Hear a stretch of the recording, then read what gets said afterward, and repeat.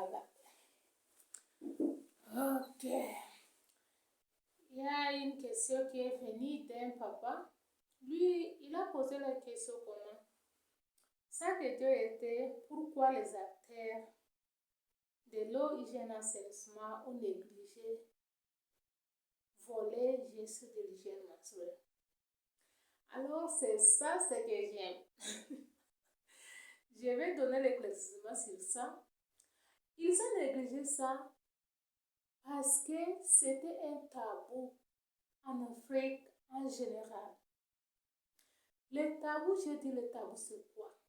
Par définition, nous pouvons définir le tabou comme un événement que tout le monde connaît, ou bien une chose que tout le monde connaît, que ça existe.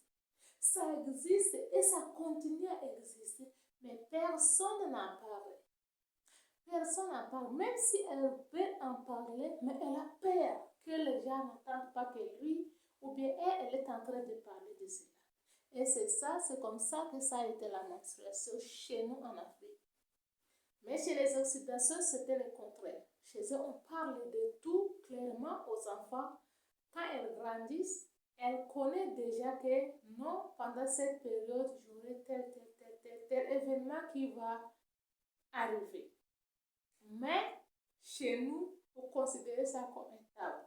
Et la majorité des hommes considèrent ça comme les affaires de femmes. Et les femmes, même parmi eux, elles n'arrivent pas à parler de cela. On peut dire que la tante parlait à la fin de son grand frère. La tante va parler seulement d'autres choses, mais pas de la menstruation. Et que c'est la menstruation qui est à la base. Et aujourd'hui, si nous voyons qu'il y a beaucoup de grossesses précoces, il y a beaucoup d'enfants illégitimes, il y a beaucoup de grossesses indésirées, et il y a beaucoup d'enfants qui grandissent chez les grands-parents. C'est parce que nous avons oublié ces volets-là. Nous l'avons considéré comme les tabous. Personne n'a parlé, personne n'a expliqué aux enfants. Les enfants, les jeunes filles n'étaient pas informées de cela. Donc, elles découvraient ça de leur manière et des informations qui viennent par-ci, par-là. Alors, comme elles ramassent ça de leur manière, elles l'utilisent aussi comme ça de leur manière. Alors, qu'est-ce que nous devons faire pour briser le silence sur les tabous là? C'est à nous tous, et les hommes et les femmes, nous allons nous soutenir main dans la main. Main dans la main, j'insiste. Pourquoi main dans la main? Parce qu'ensemble, nous allons booster ces tabous-là. Nous allons briser ce silence-là. Et tout deviendra clair comme l'eau de la roche. Et si ça devient clair comme l'eau de la roche, je pense que nous allons sauver beaucoup de vies. Beaucoup de vies. J'ai dit, les deux personnes, une est informée, l'autre n'est pas informée. Celle qui est informée va marcher avec prudence, tandis que celle qui n'est pas informée, elle ne sera pas prudente parce qu'elle ne connaît rien. Elle ne connaît rien. Raison pour laquelle nous allons continuer à parler sur cela. Nous allons faire des bruits sur cela pour sauver des vies. Parce que nous voyons les filles là.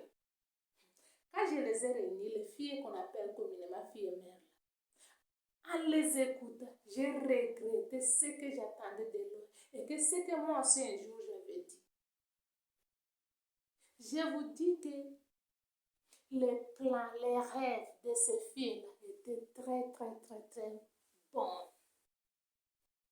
Mais parce qu'elles n'étaient pas informées, elles n'ont pas arrivé à réaliser les rêves comme elles ont rêvé. Maintenant, on les condamne. On dit qu'elles se sont mal conduites. Elles n'ont pas écouté les adultes. Elles se sont fait ceci ou cela. C'est ça. L'enfant de tel n'écoutait jamais les gens. Donc, c'est leur habitude. Quoi. Tout le monde en parle. Et que pour elle, c'était une mauvaise surprise. Son plan n'était pas ça. Son plan était la meilleure. Tout le monde disait que non. J'allais étudier. Après avoir étudié, je vais terminer mes études, je vais trouver le travail, je vais prendre soin de ma famille, je vais prendre soin de mes parents, je vais faire ceci ou cela. Donc, elles avaient de bons rêves, mais avec la manque de formation sur la menstruation, elles sont arrivées à briser leurs rêves. Raison pour laquelle moi je ne les condamne pas. Pour le moment, je ne les condamne pas. Depuis que je les ai écoutées, je ne les condamne pas. Je les encourage plutôt. Et je leur dis toujours que notre Dieu là, son nom Jéhovah Jireh là, il trace les chemins dans le désert. Il crée les choses là où il y a le vide. Donc nous devons aussi encourager ces enfants-là de se retrouver importants, utiles dans la société pour qu'elles retrouvent d'autres vies, pour qu'elles réalisent encore leurs rêves là. Tout peut recommencer à zéro. Et on peut avancer. Raison pour laquelle j'insiste aux acteurs de l'homme, hygiène et assaisonnement que nous sommes, d'autres qui m'écoutent, nous devons prendre en main le volet de la gestion de l'hygiène menstruelle qui a été négligé pendant longtemps. Je dis hygiène, c'est un composant à part. Hygiène est un élément à part quand on commence à le développer. C'est un grand élément avec petits détails, plein de détails. Il y a plusieurs hygiènes. Hygiène, c'est les règles là à suivre pour être en bonne santé. Il y a l'hygiène corporelle, l'hygiène bucco-dentaire, l'hygiène vestimentaire, l'hygiène environnementale, hygiène d'habitat, hygiène de frontières. Donc, il y a les hygiènes là, ce n'est pas quelque chose de petit comme ça. Et tous ces volets-là, si nous les détaillons, nous pouvons arriver où? Donc, sans hygiène, il n'y a pas une bonne vie. J'ai dit cela. Il n'y a pas une bonne vie. Voyons même les pandémies qui tapent le monde. Les Covid-19 était arrivé. Il y avait aussi l'épidémie d'Ebola. Il y a aussi le choléra. Pendant tous ces temps-là, qu'est-ce qu'on vous enseigne? Qu'est-ce qui passe dans la sensibilisation, dans la radio? C'est l'hygiène. Hygiène. Premier sur lavage des mains. Même avant de se changer, avant de changer les serviettes hygiéniques, tu dois d'abord te laver les mains convenablement. Donc l'hygiène est incontournable. Voilà, on s'arrête là.